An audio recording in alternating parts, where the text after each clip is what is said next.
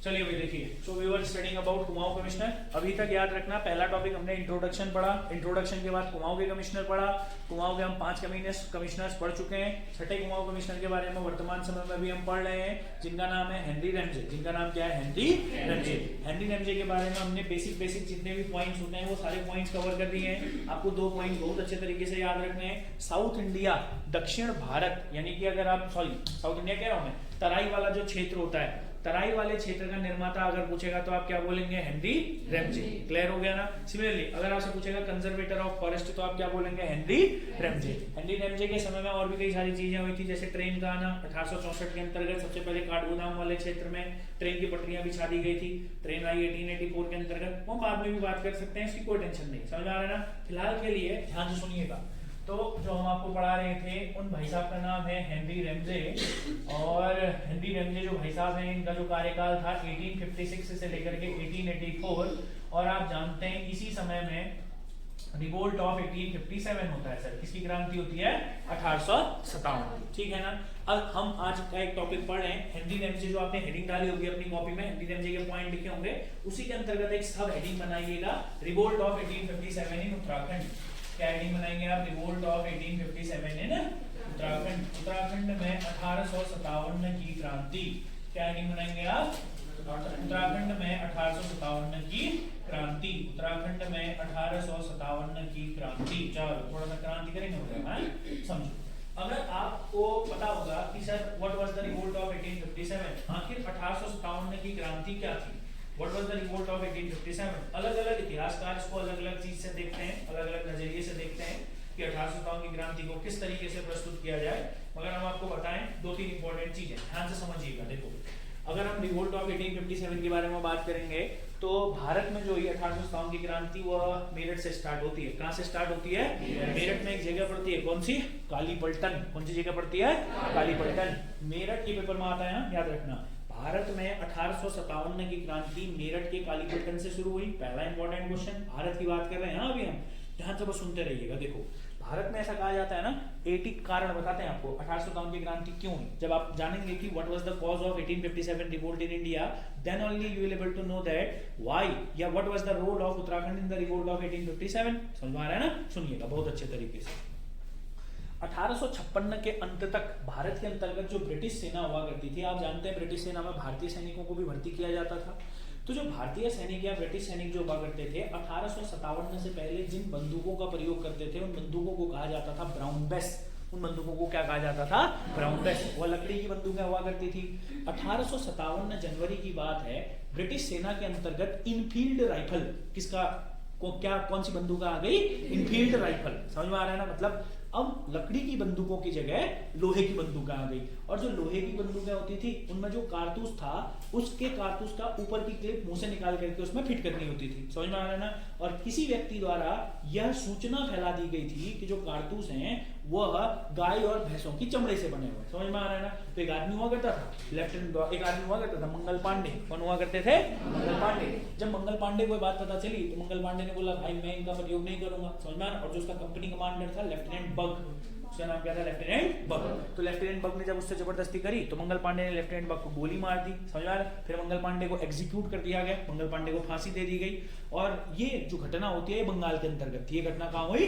बंगाल के अंतर्गत। बंगाल के अंतर्गत बैरकपुर छावनी में हुई। समझ में आ रहा है ना? जब बंगाल में ऐसी घटनाएं हुई तो आप जानते हैं अगर एक आर्मी बटालियन, एक आर्मी क्षेत्र में ऐसी घटनाएं होंगी तो इसका प्रभाव अन्य जगह भी पड़ेगा। इसका प्रभाव पड़ा यूपी के अंतर्गत मेरठ। समझ में आ रहा है ना? मेरठ के अंतर्गत एक व्यक्ति हुआ करता था कदम सिंह। कौन हुआ करता था? कदम सिंह। कदम सिंह के नेतृत्व में वहां के सारे सैनिकों द्वारा विद्रोह कर दिया गया। समझ में आ रहा है ना? कदम सिंह के नेतृत्व में बहुत सारे घुड़सवार सैनिकों द्वारा विद्रोह कर दिया गया। अंग्रेजों ने उनको उम्र कैद दे दी। फिर बाकी सोल्जर्स भी भड़क गए, उन सोल्जर्स ने उनको छुड़वाया और मेरठ से ही घोषणा कर दी कि हम क्रांति की शुरुआत करते हैं। समझ में आ रहा है ना? और आप जानते हैं कि भारत के अंतर्गत रिवोल्ट ऑफ 1857 के फेलियर का भी यही कारण था कि वह बिना किसी प्लानिंग के स्टार्ट हुआ था। समझ में आ रहा है ना? तो 1857 का रिवोल्ट कितना समझ में आया आप लोगों को? तो कुल मिलाकर के धीरे धीरे या आर्मी के क्षेत्र से ही हुआ एक क्या था? विद्रोह था। बट आज जो हम जानने वाले हैं वो हम जानने वाले हैं कि सर आखिर 1857 की क्रांति में उत्तराखंड का क्या प्रभाव था। आपको पहले ही बता देते हैं सर, 1857 की क्रांति में उत्तराखंड का प्रभाव उतना अधिक नहीं था, समझ में आ रहा है ना। देखो क्योंकि कई इतिहासकार क्या लिखते हैं ना कि भल गढ़वाल से कुमाऊं लाखों रुपए जाते थे, भल कोई लूटपाट की घटना नहीं होती थी, कोई दिक्कत नहीं थी, समझ में आ रहा है ना। मगर हाँ, इस बात को समझना कि 1857 की क्रांति का एक प्रभाव जो आप लोगों को याद रखना है, गढ़वाल के जो लोग हुआ करते थे, गढ़वाल के लोगों में 2 लोगों का नाम आता है, एक शिवराम नेगी, एक पदम सिंह, जिन्होंने अंग्रेजों का साथ दिया था, समझ में आ रहा है, जिन्होंने इसका साथ दिया था, अंग्रेजों का साथ दिया था। हमारे यहाँ पर को क्या होता था ना, ऊपर यहाँ कुमाऊं में अगर जो भी पाया गया अंग्रेजों का साथ देके, जब साथ देते समय उसको ले जाते थे टॉप में, वहां देते धक्का, समझ में मैंने क्या बोला। हाँ, तो हमारे यहाँ पर को कोई भी अंग्रेजों का साथ नहीं देता था। तो आज हम अच्छे तरीके से पूरा का पूरा जानेंगे कि क्या 1857 की क्रांति से संबंधित कोई घटनाएं हुई उत्तराखंड के अंतर्गत, तो हुई तो कहाँ हुई, कैसे हुई और क्यों। मगर इस बात को समझना, हेनरी रेमजे यहाँ के कुमाऊं कमिश्नर हुआ करते थे, यह भी एक महत्वपूर्ण कारण है कि यहाँ के लोग शांत रहे, समझ में आ रहा है ना, क्योंकि हेनरी रेमजे एक बहुत ही बेहतरीन इंसान थे, वह यहाँ के लोगों के, समझ में आ रहा है ना। तो अब सुनिएगा बहुत ध्यान से, ठीक हो गया ना। अगर हम बात करेंगे 1857 की क्रांति में, तो एक बात समझना, जैसे मैंने क्या बोला आप लोगों को, चलो इसी टॉपिक से स्टार्ट करते हैं। जैसे मैंने आपको बताया कि ये हमारे पास यूपी वाला क्षेत्र, यूपी के अंतर्गत एक जगह मैंने जो आप लोगों को बताया मेरठ, कौन सा क्षेत्र मैंने आप लोगों को बताया, मेरठ के समीप यहीं पर कोई एक और जगह अवध, कौन सी जगह, यूपी में ही अवध। तो अवध का एक नवाब हुआ करता था जिसका नाम था वाजिद अली शाह। अवध का एक नवाब हुआ करता था जिसका नाम क्या था, वाजिद अली शाह। अब वाजिद अली शाह पे भी तलवार लटकी हुई थी, है ना। अवध का एक नवाब हुआ करता था जिसका नाम था वाजिद अली शाह। तो कौन हुआ करता था, वाजिद अली शाह कहाँ का नवाब था सर, आप लोगों को याद था, अवध का। अब भाई वाजिद अली शाह की तलवार क्यों लटकी हुई थी, क्योंकि अंग्रेजों ने इसी से ठीक 1 साल पहले, या आप ऐसा कह सकते हैं 1856 के अंतर्गत, उससे भी पहले 1856 याद रखो, 1857 की क्रांति से जस्ट पहले अवध को भी अंग्रेजों ने गलत तरीके से कैप्चर करने की कोशिश करी, यानी कि अंग्रेज ये चाह रहे थे कि अवध भी अंग्रेजी साम्राज्य में मिल जाए। तो ये जितने भी मेन लीडर हुआ करते थे उस समय में, इन सबका एक ही उद्देश्य था कि किसी भी तरीके से अंग्रेजी शासन को ऐसा समाप्त किया जाए। तो क्रांति में उन्होंने बढ़ चढ़कर हिस्सा लिया। और हमारा जो उत्तराखंड है, उत्तराखंड और हम अगर बात करेंगे तो मेन जो रिलेशन होता है वो अवध के साथ होता है। अवध का जो नवाब था वाजिद अली शाह, इसने उत्तराखंड के अंतर्गत, आप जानते हैं कुमाऊं और ये गढ़वाल मान लो, ये कुमाऊं मान लो, समझ में आ रहा है ना मैंने क्या बोला। तो पहले से ही अगर हम इतिहास में देखेंगे तो कुमाऊं में चंद्रवंश हुआ करता था, और चंद्रवंश जो स्थापित था, जो चंद्र डायनेस्टी थी हमारे यहाँ पर, वो कुमाऊं वाले क्षेत्र में हुआ करती थी। और आप लोगों को याद रखना है कि आज भी अगर आप चंपावत वाले क्षेत्र के अंतर्गत जाएंगे जहां से चंद्रवंश का प्रारंभ हुआ था, आज भी यहाँ पर की जो मूल जातियां हैं, समझ में आ रहे हैं ना, कौन कौन होते हैं, मेहरा, फरत्याल, डेक, ढेक, करायत, समझ में आ रहा है मैंने क्या बोला। तो यहीं का एक व्यक्ति हुआ करता था, चंपावत क्षेत्र का एक व्यक्ति हुआ करता था जिसका नाम था कालू सिंह मेहरा, जिसका नाम क्या था, कालू मेहरा। आप ऐसा कह सकते हैं कुमाऊं के अंतर्गत इस पूरे क्षेत्र को कहा जाता है विशुंग पट्टी। कौन सी पट्टी कहा जाता है, विशुंग पट्टी। ध्यान से समझना, उत्तराखंड के कुमाऊं में विशुंग पट्टी के नेता, ध्यान समझना, विशुंग पट्टी के नेता कालू मेहरा को एक पत्र लिखा। विशुंग पट्टी के नेता कालू मेहरा को एक क्या लिखा, पत्र लिखा। किसने लिखा, पत्र, हाँ देखो ना, एरो बना हुआ ना पहले से। वाजिद अली शाह ने कुमाऊं के अंतर्गत, मेरी बात को बहुत ध्यान से समझना, क्यों इसी को क्यों लिखा हुआ कालू मेहरा को। हाँ देखो क्या था, मैंने आपको क्या बताया, जो चंद्रवंश था। अब देखो क्या है कि चंद्रवंश के समय में जो भी राजा यहाँ पर को शासन करता था, राजा तब शासन करेगा ना जब उसके साथ स्थानीय लोगों का साथ होगा। समझ में आया मैंने क्या बोला, ये लोग फरत्याल और मेहरा, इन लोगों का मूल स्थान कौन सा था, चंपावत। समझ में आ रहा है मैंने क्या बोला, मूल स्थान कौन सा हुआ, चंपावत। समझ में आ रहा है मैंने क्या बोला, हाँ। तो ये लोग मूल जगह, इसी जगह के लोग थे। तो पहले से भाई, अब इतिहास में सभी को पता रहता है ना कि कौन ज्यादा शक्तिशाली है। क्या है कि इतने सालों से वो राजा शासन कर रहा था, किसके बलबूते पर, मेहरा, फरत्याल, समझ में आ रहा है ना मैंने क्या बोला, तड़ागी लोग भी, बोरा लोग भी, कारकी लोग भी, समझ में आ रहा है ना, मेन इन्हीं लोगों का ये क्षेत्र होता है। तो इसीलिए वाजिद अली शाह ने एक पत्र लिखा। अब ध्यान से है, वो इतिहास है, रहने दो, बस आपको समझ आ रहा है कि क्यों लिखा होगा, क्योंकि थोड़ा बहुत पावरफुल आदमी था यहाँ पर, सिंपल सी बात, समझ में आ रहा है ना, क्षेत्र का थोड़ा सा पावरफुल आदमी था। तो इसीलिए वाजिद अली शाह ने किसको पत्र लिखा, विशुंग पट्टी के नेता कालू सिंह मेहरा को एक पत्र लिखा। और आपको याद रखना है, इन्होंने ऐसा कहा था कि आपको जितना पैसा चाहिए उतना पैसा कौन देगा, अवध का नवाब देगा, बशर्ते आप उत्तराखंड में क्या करिए, 1857 क्रांति का प्रभाव लाइए, यानी कि आप लोग भी क्या करिए, बोला है क्रांति करिए। समझ में आ रहा है। तो इसीलिए कालू सिंह मेहरा से गोल्डन क्वेश्चन हर बार के लिए बन जाता है, आपसे पूछेंगे कि मुझे बताइए निम्नलिखित में से उत्तराखंड के प्रथम क्रांतिकारी कौन थे। समझ में आ रहा है ना, उत्तराखंड के प्रथम क्रांतिकारी उनको क्यों कहेंगे भाई। आज तक, अभी तक तुमको मैं उत्तराखंड का इतिहास पढ़ा रहा हूँ ना, किसी ने अभी तक क्रांति करी नहीं करी है ना, भाई तो उत्तराखंड का प्रथम स्वतंत्रता सेनानी या उत्तराखंड का प्रथम क्रांतिकारी कौन होगा? कालू सिंह मेहरा। स्वतंत्रता के लिए जिसने सबसे पहले आवाज उठाई उत्तराखंड के अंतर्गत। समझ में आ रहा है ना? ये बहुत इजी क्वेश्चन होता है, हर पेपर में आता है, समझा ना? बट इसके पीछे का लॉजिक आपको याद होना चाहिए कि वाई, आखिर क्यों कालू सिंह मेहरा को उत्तराखंड का प्रथम क्रांतिकारी या उत्तराखंड का प्रथम आंदोलनकारी बोला जाता है? आंदोलनकारी तो थोड़ा सा अलग शब्द हो जाएगा, आप बोल सकते हैं कि स्वतंत्रता सेनानी। समझ में आ रहा है? स्वतंत्रता के लिए जिसने प्रयास किया, ध्यान से समझना है। पहला इंपॉर्टेंट पॉइंट होगा वाजिद अली शाह, आप अपने अकॉर्डिंग लिख लीजिए। वाजिद अली शाह ने मदद के लिए उत्तराखंड के कुमाऊं क्षेत्र के विशुंग पट्टी के नेता कालू मेहरा को एक पत्र लिखा। समझ में आ रहा है ना? कालू मेहरा को एक क्या लिखा? पत्र लिखा। समझ में आ रहा है ना? पहला इंपॉर्टेंट क्वेश्चन। और आपको याद रखना है जो कालू सिंह मेहरा हुआ करते थे, ये बहुत ही इंपॉर्टेंट आदमी है। इंपॉर्टेंट इसलिए है क्योंकि इनका बहुत इंपॉर्टेंट रोल है यहाँ पर। कालू मेहरा से बनने वाले दो क्वेश्चन। पहला इंपॉर्टेंट क्वेश्चन, उत्तराखंड का प्रथम स्वतंत्रता संग्राम सेनानी। पहला इंपॉर्टेंट क्वेश्चन, उत्तराखंड के प्रथम स्वतंत्रता संग्राम सेनानी। स्वतंत्रता संग्राम सेनानी, उत्तराखंड के प्रथम स्वतंत्रता संग्राम सेनानी किसको बोलेंगे हम? कालू मेहरा। और इन्होंने ही एक गुप्त संगठन बनाया था। इन्होंने एक कैसा संगठन बनाया था? गुप्त संगठन बनाया था जिसका नाम था क्रांतिवीर। जिसका नाम क्या था? क्रांतिवीर। ये क्वेश्चन इस बार भी आया पेपर में। अगर आपसे पेपर में फिर पूछता है कि एक गुप्त संगठन जिसका नाम था क्रांतिवीर, तो किसने बनाया था? तो आपको याद रखना है क्रांतिवीर नामक संगठन किसने बनाया था? कालू मेहरा ने बनाया था। ठीक हो गया ना? और कालू मेहरा को उत्तराखंड का प्रथम स्वतंत्रता सेनानी क्यों कहते हैं ये भी आपको पता है। ठीक है, चलिए फिलहाल आगे की ओर बात कर लेते हैं। अब बिल्कुल ध्यान से समझना जो हम आपको बता रहे, देखिएगा। उसके बाद जब ये पत्र लिखा गया तो ऐसा कहते हैं कि जो ये कालू मेहरा हुआ करते थे, ठीक है ना, कालू मेहरा और इनके भाई हुआ करते थे आनंद सिंह। कौन हुआ करता था? आनंद सिंह। और इन्हीं का एक और भाई हुआ करता था बिशन सिंह। कौन हुआ करता था? बिशन सिंह। ऐसा कहा जाता है कि इसके पत्र लिखने के बाद कालू मेहरा, आनंद सिंह और बिशन सिंह, कालू मेहरा, आनंद सिंह और बिशन सिंह, क्लियर हो गया ना? तो इन लोगों ने प्लान बनाया कि कहां जाया जाए।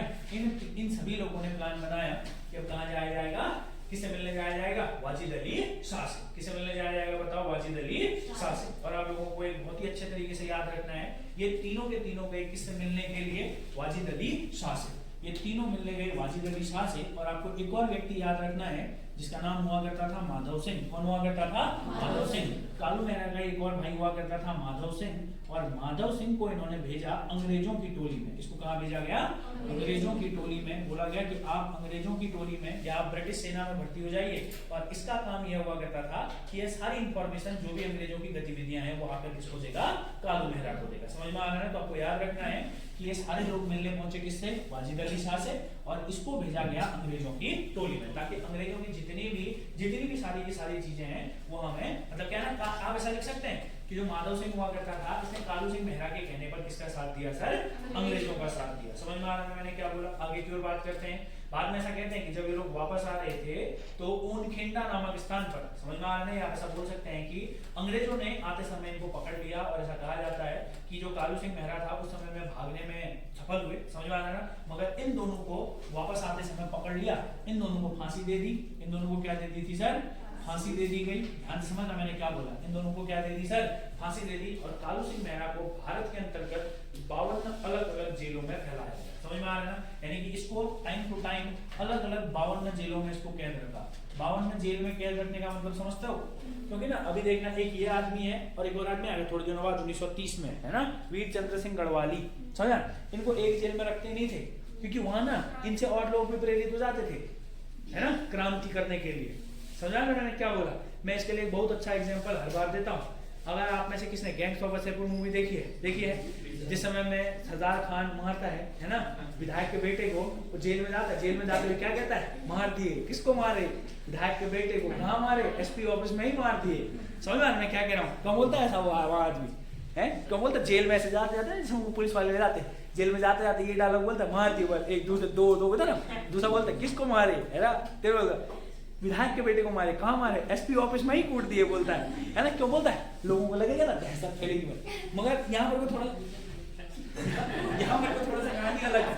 यहाँ पर को दहशत नहीं फैलानी, यहाँ पर को लोगों को क्या करना है? प्रेरित करना है। तो इसीलिए इन लोगों से और लोग भी प्रेरित हो जाते थे। तो इन लोगों से और लोग प्रेरित हो जाते थे, उन लोगों को अलग अलग समय में अलग अलग जेलों में घुमाया जाता था। समझ में आ रहा है ना। तो कालू सिंह मेहरा को टोटल 52 जेलों में घुमाया गया था। कितने जेलों में घुमाया गया था? 52 जेलों में घुमाया गया था। समझ में आ रहा है ना। चलो अब ध्यान से समझना एक दो इंपॉर्टेंट क्वेश्चन, ठीक है, एक थोड़ा सा इंपॉर्टेंट क्वेश्चन है, ध्यान से समझिएगा, ठीक हो गया ना। ये तो समझ में आ गया। माधव सिंह के सहयोगी भी 2-3 हुआ करते थे। अगर हम बात करेंगे जैसे एक बार हुआ करता था नरसिंह नटवाल, समझ में, उसने भी अंग्रेजों का साथ दिया। कारण यही था, बाद में तो अंग्रेजों को पता चल गया कि भैया षड्यंत्र है, ये खतरनाक वाला, अंग्रेजों ने बाकियों को भी फांसी दे दी। बट आप लोगों के लिए जो अभी तक सबसे इंपॉर्टेंट कांस्टेबल के पेपर के लिए ये बहुत इंपॉर्टेंट आदमी है भाई। मैं एग्जामिनर होता, मैं 2 क्वेश्चन देता ही देता, समझ आ रहा है, इन दोनों में से एक क्वेश्चन में देता ही देता, भले इजी है, डायरेक्ट मैटर, समझ आ, बट इंपॉर्टेंट है क्योंकि आदमी इंपॉर्टेंट है। समझ 1857 में जिस समय लोगों को कुछ भी नहीं पता था, ये आदमी क्रांति कर रहा था भाई इस धरती पर, समझ आ रहा है ना। तो कालू सिंह मेहरा बहुत इंपॉर्टेंट आदमी है। फिलहाल आगे की ओर बात करते हैं अभी थोड़ा सा। अब है मेन बात कि अंग्रेजों ने नैनीताल में, मैंने आपको बताया नैनीताल में गधेरे बनाए हुए थे, है ना। तो वहां पर वो कभी कभी क्या करते थे, या तो नैनीताल में फांसी दे देते थे, जो पता चल गया कि भाई इसने अंग्रेजों का साथ दिया है ना, और उसको या तो फांसी देंगे या तो उसको गोली मार देंगे। यही तो काम करते थे अंग्रेज। अगर कोई भी व्यक्ति पता चल गया ना इसने 1857 की क्रांति में अंग्रेज मतलब क्या है कि क्रांति कर रहा है, क्रांतिकारियों का साथ दे रहा है, समझ में आया। चलो फिलहाल के लिए आगे की ओर बढ़ते हैं। अब यहीं पर को आप एक छोटा सा टॉपिक भी बना सकते हैं। 1857 की क्रांति में उत्तराखंड में हुए इंसिडेंट, उत्तराखंड में हुई कुछ घटनाएं। अब कुछ ना कुछ घटनाएं तो होंगी। इंसिडेंट्स की अगर हम बात करते हैं तो जैसे मैं आप लोगों को बताता हूँ, आपको वैसे ही याद रखना है, ध्यान से सुनिएगा। पहली जो घटना हुई थी हमारे यहाँ पर को 16 जून 1857, बोलो कितने जून? 16 जून 1857। फिर से बोलिए 16 जून 1857। ध्यान से समझिएगा जैसे हम आपको बता रहे हैं। पहला हमने यहाँ पर को लिखा है 16 जून 1857, उत्तराखंड की क्रांति की पहली घटना 16 जून 1857 को देहरादून में हुई। कहाँ हुई 1857 की क्रांति की घटना? देहरादून। भारत में जो 1857 की क्रांति थी वह स्टार्ट होती है 10 मई 1857। कब होती है? 10 मई 1857। अब देखो 1857 की क्रांति भारत में कब शुरू होती है? 10 मई 1857। उत्तराखंड में पहली घटना कब हो रही है? 16 जून 1857। आराम से याद रख सकते हैं। लगभग मई के बाद जून, यानी कि 1 महीना 6 दिन के बाद, समझ में आ रहा है ना। और यह घटना भी कहाँ हो रही है? हमारे देहरादून में हो रही है। कहाँ हो रही है सर? देहरादून में हो रही है। अब ध्यान समझना भाई, हमारे यहाँ जो भी घटनाएं होंगी ना 1857 की क्रांति को लेकर के, वह किस तरीके की घटनाएं होंगी अगर आप देखेंगे तो आप समझिएगा, ध्यान से सुनिएगा, है ना। कैसी घटनाएं होंगी? हमारे यहाँ वाले तो आंदोलन करेंगे ही करेंगे कुछ बहुत, मगर बाहर से आकर के यहाँ आंदोलन करेंगे लोग, क्योंकि यहाँ वालों के पास तो सेना ही नहीं है ना अपनी। यहाँ वाले तो पहले से अंग्रेजों के अधिकार क्षेत्र में। तो आपको पहला इंपॉर्टेंट चीज याद रखना है, यहाँ पर को 16 जून 1857 के समय में खान बंबू खान नाम का एक व्यक्ति था। कौन व्यक्ति था? खान बंबू खान। फिर बोलिए कौन था? कौन व्यक्ति था? खान बंबू खान। फिर से बोलिए सर, कौन हुआ करता था? खान बंबू खान। ध्यान सुनना, अब ये एक खान बहादुर खान भी आएगा, ये खान बंबू खान है, समझ आ रहा है ना। ध्यान सुनिएगा। देहरादून के अंतर्गत अलग अगल बगल क्षेत्र का एक नवाब हुआ करता था जिसका नाम था खान बंबू खान, और खान बंबू खान ने यहाँ पर को विद्रोह किया। खान बंबू खान ने यहाँ पर को क्या किया? विद्रोह किया। विद्रोह मतलब समझते हैं? हाँ, तो बताया तुम लोगों को विद्रोह का मतलब अपोज करना, रिवोल्ट करना। तो देहरादून में खान बहादुर खान ने विद्रोह किया, और आपको याद रखना है देहरादून पर कब्जा कर 2 माह तक शासन किया। 2 माह तक क्या किया? शासन किया। यानी कि जब खान बंबू खान ने क्या किया सर? विद्रोह किया, तो देहरादून पर इनका क्या हो गया? कब्जा हो गया। कितने समय तक रहा कब्जा? 2 महीने तक, समझ में आ रहा है। उसके बाद लेफ्टिनेंट वाइस्टिंग नाम का एक व्यक्ति हुआ करता था। लेफ्टिनेंट वाइस्टिंग नाम का एक व्यक्ति हुआ करता था। तो लेफ्टिनेंट वाइस्टिंग नाम के व्यक्ति ने यहाँ पर को विद्रोह को नियंत्रित कर लिया। यहाँ पर को विद्रोह को क्या कर लिया? नियंत्रित कर लिया। इतना समझ में आया? यहाँ पर को विद्रोह को क्या कर लिया? नियंत्रित कर लिया। यहाँ पर को विद्रोह को कंट्रोल कर लिया। आपको पता है ना कि 1857 का जो रिवोल्ट था, the entire revolt in India was suppressed till 1858। 1857 की क्रांति को 1858 के अंत तक पूर्णतः दबा दिया गया। समझ में आ रहा है ना। धीरे धीरे करके अंग्रेजों ने अपनी सेनाएं भेजी, और एक एक करके सारे क्षेत्र जहां जहां विद्रोही थे उन विद्रोहियों को हरा करके, या उन विद्रोहियों को मार करके, या उन विद्रोहियों को कैद करके उस क्षेत्र में अंग्रेजों ने अपना शासन दोबारा से स्थापित कर दिया। तो उसी श्रृंखला में देहरादून में जिस अंग्रेजी अधिकारी द्वारा कब्जा किया, उस अधिकारी का नाम क्या था? लेफ्टिनेंट वाइस्टिंग। समझ में आ रहा है ना। देहरादून पर जिस अंग्रेजी अधिकारी ने कब्जा किया, उस व्यक्ति का नाम क्या था? लेफ्टिनेंट वाइस्टिंग। आपसे पेपर में डायरेक्ट पूछेगा, और ये सीरियल वाइज लिखा रहा हूं, ठीक है ना। अब ध्यान से समझना, आपके पेपर के लिए आने वाले क्वेश्चन, ये तो पूरी स्टोरी है, समझ में आ रहा है ना। ध्यान सुनना। अगर ऐसा ही पटवारी में मैं एग्जामिनर होता, मैं देता, मैं डायरेक्ट पूछता उत्तराखंड में 1857 की क्रांति की पहली घटना किस तारीख को हुई? समझ में आ रहा है ना? पहला इंपॉर्टेंट क्वेश्चन आपको पता है कितने तारीख को हुई सर? कैसे पता ना मास्टर ने? 10 जून को भारत में हुआ, 16 जून 1857 को उत्तराखंड में हुआ। 16 जून 1857 को पहली घटना कहाँ हुई? हमारे देहरादून के अंतर्गत हुई। खान बंबू खान ने विद्रोह किया, 2 महीने तक कब्जा किया और लेफ्टिनेंट वाइस किंग ने उसको क्या कर दिया? फिर से छीन लिया। समझ में आ रहा है ना? चलिए पहली घटना क्लियर हो गई। उत्तराखंड के अंतर्गत क्रांतिकारी नामक संगठन किसने बनाया? कालू मेहरा। उत्तराखंड के प्रथम स्वतंत्रता सेनानी कौन है? कालू मेहरा। क्लियर है ना? कालू मेहरा इंपॉर्टेंट आदमी है। कालू मेहरा के कहने पर उसके भाइयों द्वारा दो भाइयों द्वारा किसका साथ भी दिया गया? अंग्रेजों का साथ भी दिया। ठीक हो गया ना? मगर बाद में पकड़े जाने पर उनको भी क्या दे दी गई थी? फांसी दे दी गई थी। चलो 16 जून 1857 उत्तराखंड के अंतर्गत 1857 की क्रांति की प्रथम घटना। अब आगे की ओर बात करते हैं। उसी के बाद जो अगली घटनाएं होती है हमारे पास, अगली घटना आप लोगों को याद रखना है सर 17 सितंबर 1857। 17 सितंबर 1857, 17 सितंबर 1857 हल्द्वानी। दूसरी घटना कहाँ हुई थी सर हमारे पास? हल्द्वानी। कब हुई थी? 17 सितंबर 1857। ध्यान समझना, इसमें कंफ्यूजन होता है। जून के बाद डायरेक्ट देख रहे हो, और जो है भी तो अलग जगह है। 17 सितंबर 1857 ये जो घटना हुई ये हुई हमारे हल्द्वानी के अंतर्गत सर। कहाँ हुई है घटना? हल्द्वानी के अंतर्गत। और हल्द्वानी के अंतर्गत घटना यहाँ पर कोई विद्रोह हुआ करता है जिसका नाम था काले खान। जिसका नाम क्या था सर? काले खान। समझ में आ रहा है? ऐसा कहा जाता है, ध्यान से समझना जो मैं आप लोगों को बताता हूँ।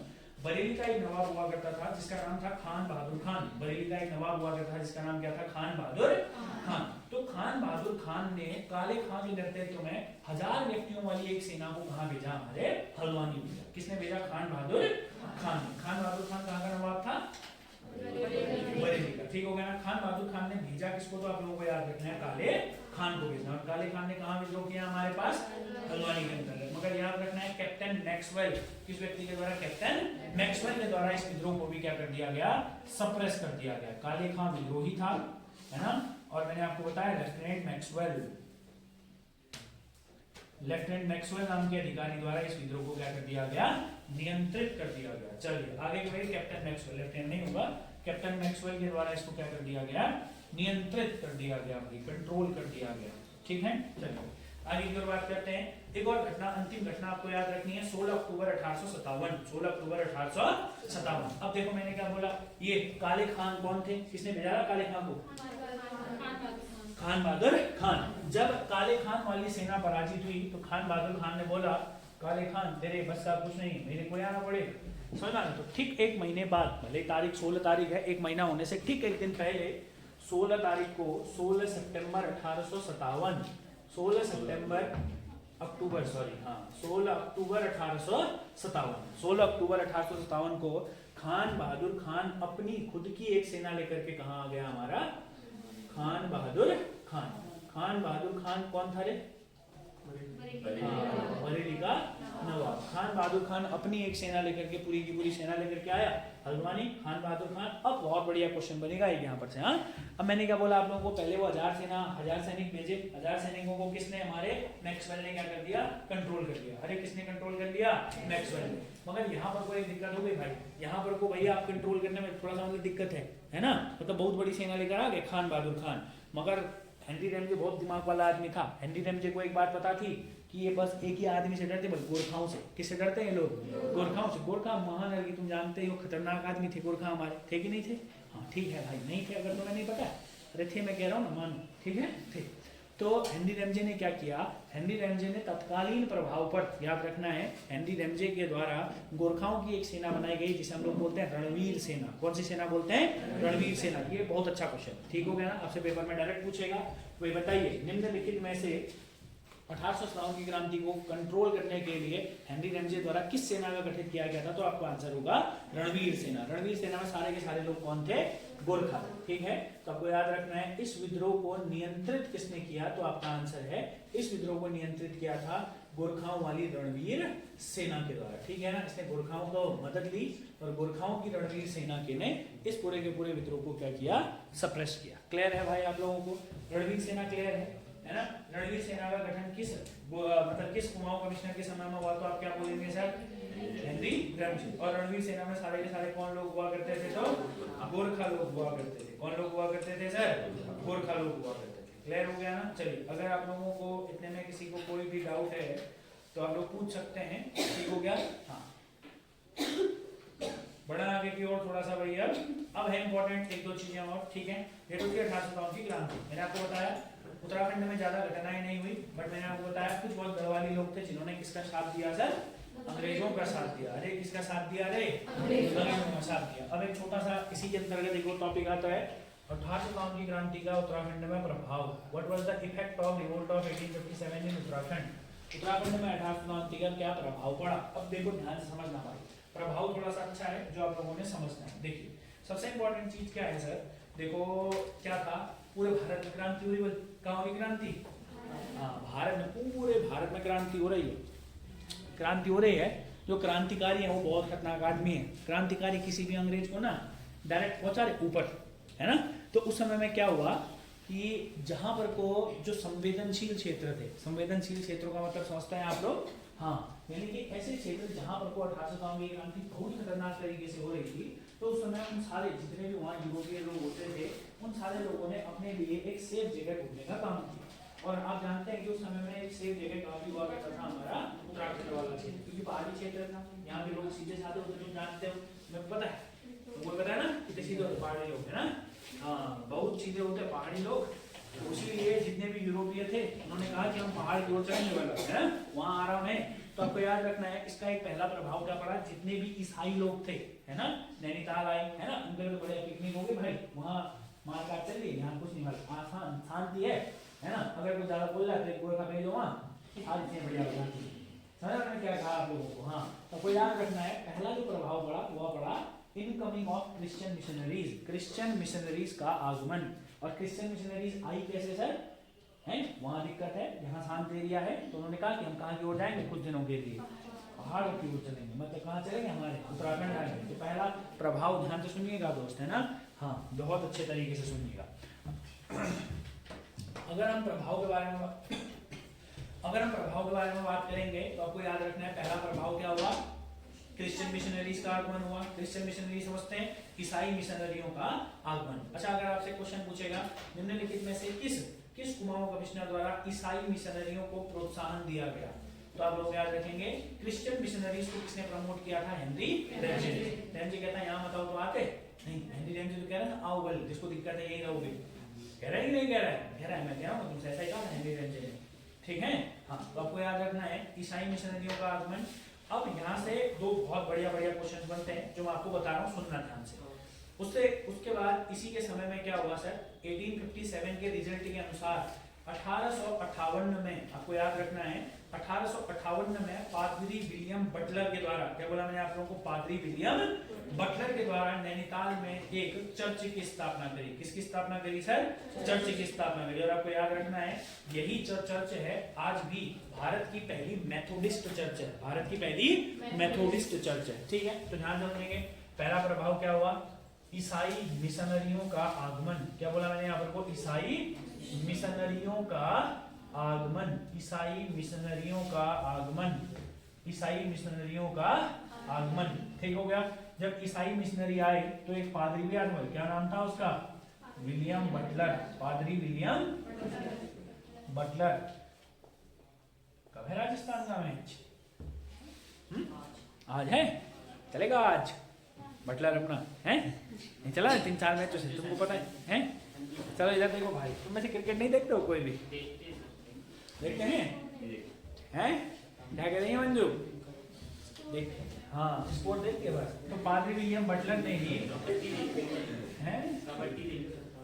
मेथोडिस्ट चर्च की स्थापना करी। किसकी स्थापना करी, मेथोडिस्ट चर्च। और याद रखना है ये पहली मेथोडिस्ट चर्च थी भारत की भी और उत्तराखंड की भी। और पहली मेथोडिस्ट चर्च जो बनी 1858 में बनी, और कहाँ बनी, नैनीताल में बनी। ये अच्छा क्वेश्चन है। एक और बढ़िया क्वेश्चन, हाँ इसका जो प्रभाव हुआ इसी में नोट करके एक और चीज लिखते हैं प्रभाव के अंदर ही। हाँ आप एक बात जानते हैं सर, आप एक बात जानते हैं 1857 नहीं ले लो, चलो 1857 में क्रांति हुई, मगर अंग्रेज कब आ गए थे उत्तराखंड में, हाँ 1815। बट आपको एक बात याद रखना है, मेरी बात को बहुत अच्छे तरीके से समझना, ये थोड़ा सा इंपॉर्टेंट क्वेश्चन है, ठीक है भाई।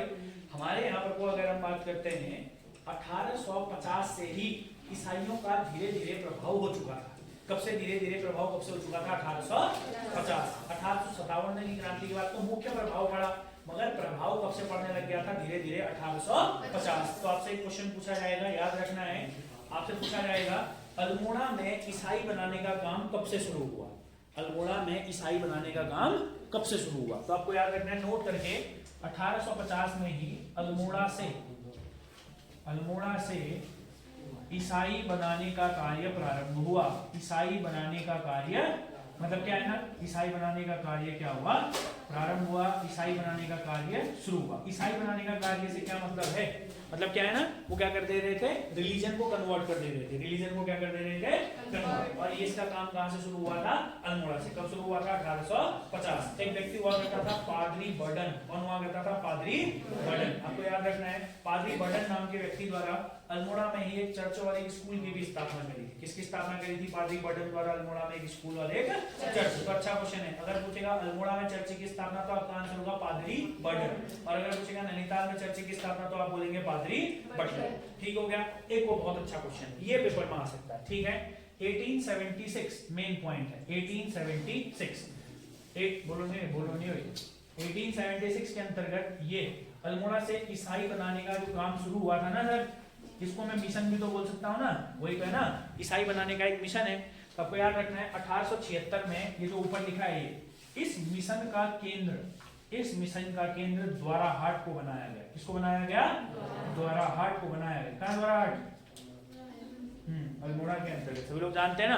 तो द्वाराहाट को ईसाई बनाने के लिए जो एक मिशन था, इस मिशन का केंद्र किसको बनाया गया?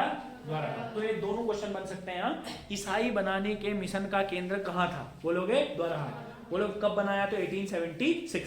फिर धीरे धीरे ऊपर की ओर आए। हमारे यहाँ पिथौरागढ़ भी पहुंचे थे 1884-85 में। कब पहुंचे थे? 1884-85 में। तो यहाँ पर भी कई सारी चीजें हैं। बताइए, तो ये आपका 1857 में की क्रांति। सारी चीजें लिखी हुई हैं बोर्ड पे, आराम से एक बार इसको देख लीजिए। अगर आपको कोई भी डाउट लगता है तो आप पूछ सकते हैं। ठीक है भाई, और इसको अच्छे तरीके से समझ लीजिए। हाँ, कौन सा वाला भाई?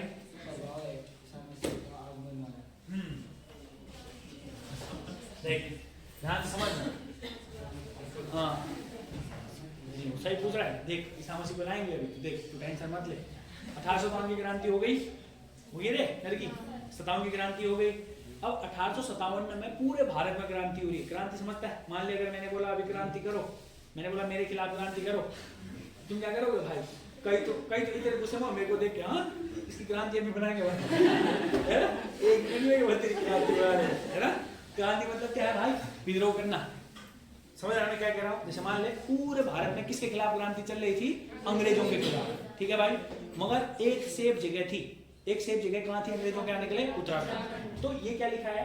1857 की क्रांति का प्रभाव ये हुआ कि भारत में जितने भी ईसाई लोग थे, क्रिश्चियन लोग थे, है ना, हिंदू मुस्लिम सिख ईसाई पढ़ते ना, हाँ, तो एक ईसाई लोग थे। ईसाई लोग क्या हुआ 1857 की क्रांति के बाद डर के मारे बोलते है ना, डर के मारे कहाँ की ओर आए? हमारे उत्तराखंड, क्योंकि यहाँ के लोग सीधे साधे थे तुम्हारे जैसे। समझ में क्या कह रहा हूँ? कोई मतलब नहीं उठाते, अंग्रेज आए चाहे कुछ हो, क्रांति करो का क्या? क्रांति बल क्या होता है? क्रांति है ना। कालू मेहरा जैसे कुछ लोग थे, उन्होंने क्रांति करी। बट आपको ये समझना है, तो बता मेरे को, ईसाई मिशनरियों का आगमन क्या है? बस एक प्रभाव है। प्रभाव किसका है? क्रांति का। समझ आ रहा है ना। और ये प्रभाव कब हुआ मुख्यतः? तो बोलेगा 1857 और 58 में, है ना। 57 में क्रांति हुई, 58 में ये लोग इधर। ठीक है, समझ में आया आप लोगों को? हाँ, अभी मैं नहीं कह रहा हूँ मेरे खिलाफ क्रांति करने को, हाँ कुछ मत हो ना भाई। चलो, क्रांति तो बहुत खतरनाक होता है, हिंसात्मक क्रांति और अहिंसात्मक क्रांति। समझ में क्या कह रहा हूँ? हाँ चलो, और कोई डाउट है? हाँ, हाँ, अल्मोड़ा में चर्च 1850 है ना। अल्मोड़ा में चर्च और स्कूल पादरी विलियम बर्डन के द्वारा। बटलर नहीं, बटलर तो नाम आना हमारा नैनीताल वाला बर्डन, है ना। कौन सा पादरी था? बर्डन के द्वारा अल्मोड़ा में एक चर्च और एक स्कूल की स्थापना 1850। बड़ा आपको आपके समझ में आया अच्छे तरीके से कि कैसे कैसे करके हमारे यहाँ पर को क्रांतियां हुई, कैसे कैसे करके आंदोलन हुए। अब इधर सुनिएगा, अभी हमारे पास एक नया टॉपिक है। इस नए टॉपिक को अभी के लिए हम अभी आप लोगों को समझा दे रहे हैं। इस टॉपिक को बहुत जल्दी कंप्लीट करेंगे। और अब मैं थोड़ा सा मॉडर्न हिस्ट्री को थोड़ा सा स्पीड में ले चलूंगा। कैसा रहेगा? सही रहेगा ना? हाँ पढ़ लो थोड़ा सा, मतलब थोड़ा सा घर जाके पढ़ना और कान नाम क्लियर रखना है, ठीक है। सुनना अच्छे तरीके से कि मास्टर बोल क्या रहा है, ठीक है। आराम से बोलेंगे और थोड़ा सा चीजों को फटाफट से ले जाएंगे, एक चीज को बार बार रिपीट थोड़ा सा कम करेंगे, क्योंकि बच्चों हमें सिलेबस भी पूरा करना है, आगे भी बढ़ना है। समझ मैं क्या कह रहा हूँ? हाँ तो बहुत जरूरी है भाई, इसको क्लियर है भाई। क्रांतिवीर संगठन किसका था? कालोमेरा। अच्छा एक बात बताइए, अगर आपसे पूछा जाएगा कि 1857 की क्रांति की घटनाएं कहाँ हुई तो क्या बोलोगे? देहरादून और हल्द्वानी में। पहली घटना कहाँ हुई? बाकी की दो घटनाएं हल्द्वानी में। क्लियर हो गया ना? देहरादून में खान बंबू खान, हल्द्वानी के अंतर्गत कौन था सबसे पहले? काले खान। काले खान के बाद दूसरा कौन आया? खान बहादुर खान। ठीक हो गया ना? इन दोनों ने कहा आक्रमण किया था? हमारे हल्द्वानी। क्लियर है भाई? रणवीर सेना कैसी सेना थी जिसमें कौन थे सब? रणवीर सेना एक ऐसी सेना थी जिसमें सारे लोग कौन थे? और रणवीर सेना का गठन इसलिए किया था हेनरी रेमले ने, आप ऐसा कह सकते हैं कि जब खान बहादुर खान अपनी पूरी की पूरी सेना लेकर के यहाँ आ चुका, ठीक है भाई। कहाँ आ चुका था? हल्द्वानी, ठीक है। नियंत्रित रणवीर सेना ने किया। देहरादून के अंतर्गत 1857 की क्रांति को किसने सप्रेस किया था? मैंने किया था भाई, लेफ्टिनेंट वाइस किंग ने दिया आगे। तो बोलो भाई इतना टाइम का लगा रहे हैं, मैं तो गया था 1857 की क्रांति को नियंत्रित करने के लिए। हाँ जब तुमको लिखाया है कि लेफ्टिनेंट वाइस किंग नाम का एक व्यक्ति था जिसने 1857 की क्रांति को पूरा का पूरा क्या किया था सर? नियंत्रित किया था, ठीक है। और मैक्सवेल ने कहाँ किया था? हल्द्वानी। और दूसरा वाला रणवीर सेना ने भी हल्द्वानी। बड़ा आगे की ओर। अब सुनिएगा, आपने अभी तक उत्तराखंड के इतिहास में दो चीजें क्लियर करी, मॉडर्न हिस्ट्री में एक इंट्रोडक्शन और एक कुमाऊं के कमिश्नर। अब इधर सुनिए, इसके बाद के कुमाऊं कमिश्नर आपको एक एक करके ऐसे पढ़ने की जरूरत नहीं पड़ती है। समझ में आया? क्योंकि मैंने आपको क्या बोला था, कैसे समझाया था उस दिन, याद है? जितने भी सुधार थे, जितने भी मेजर रिफॉर्म्स थे, सारे के सारे मेजर रिफॉर्म्स पहले के 6 कुमाऊं कमिश्नर्स ने ही कर दिए थे, है ना। बाकी के कमिश्नर को सुधार करने की जरूरत फिर नहीं पड़ी, ज्यादा जरूरत नहीं पड़ी। अगर लगेगा कि कोई कमिश्नर ने सुधार किया है या कोई भी काम उस समय में जो कुमाऊं का कमिश्नर है, तो मैं नोट करके आपको लिखाते रहूंगा, ठीक है भाई? कोई दिक्कत तो नहीं है? अगर दिक्कत है तो बताइए। अब सुनिएगा, अब हमारा जो दूसरा टॉपिक है वो क्या है? उत्तराखंड में अंग्रेजों के द्वारा किए गए मुख्य सुधार। उत्तराखंड में अंग्रेजों के द्वारा किए गए क्या मुख्य सुधार? इन सुधारों को फिर अब हम लोग अगले लेक्चर में खींचेंगे भाई, ठीक हो गया? ठीक है।